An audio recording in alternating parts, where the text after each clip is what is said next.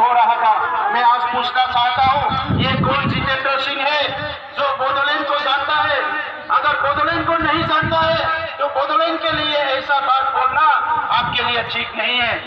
बोडोलैंड में आज बहुत कोशिश के बाद प्रधानमंत्री जी के नेतृत्व में, मार्गदर्शन में, गृह मंत्री जी के मार्गदर्शन में, नड्डा जी के नेतृत्व में, हमारे आसाम के chief minister doctor Himanta Biswa Sarma ji के नेतृत्व में शांति आया है।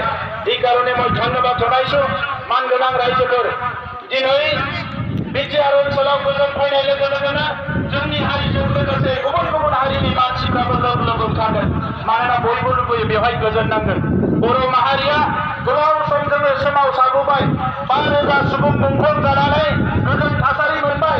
दिनै जोंनि राव थुनलाइ हारिमु जौगानायजों लोगोसे जोंनि मोनसे गोजोन थासारि, रैखाथि गोनां मोनसे थासारि फैबाय।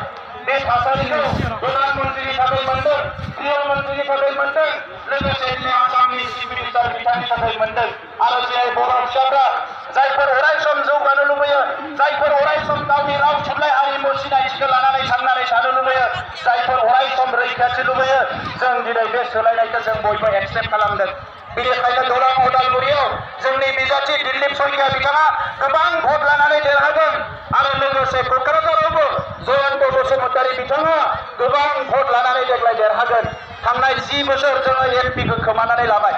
बै समनि हाग्रामा महिलारि बिथांमोननि जि राजखान्थि गोरोन्थि थांखि बिथांखिनि थाखाय जोङो एमपिखौ 10 बोसोर खोमानानै लादोंमोन। नाथाय दिनै बे खोमानानै लानाय एमपिखौ फिन जों मोनफिननो हानाय मोनसे थासारि फैबाय। दा नंखायनो रायजोफोर जों बयबो थियारि जानांगौ। एबार गांसेबो भटआ गुबुनाव थांनो मोना। बयबो जोङो ट्रेक्टरनि सावगारियाव भट होनानै 10 बोसोर जि मोनसे दुखुनि थासारिमोन बेखौ जों दिनै मोजां खालामनांगौ। नोंथांमोना बयबो थियारि ना रायजोफोर? बयबो थियारि ना? ट्रेक्टरनि सावगारियाव भट होनो बयबो थियारि ना?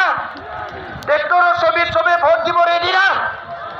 তো চবে মোৰ লগত কওক একদম প্ৰচণ্ড আৱাজত, প্ৰধান নৰেন্দ্ৰ মোদীজী জিন্দাবাদ, নরেন্দ্র মোদীজী জিন্দাবাদ, জেপি নাড্ডা জিন্দাবাদ, জেপি নাড্ডা জিন্দাবাদ, ভারত মাতা কি, ভারত মাতা কি।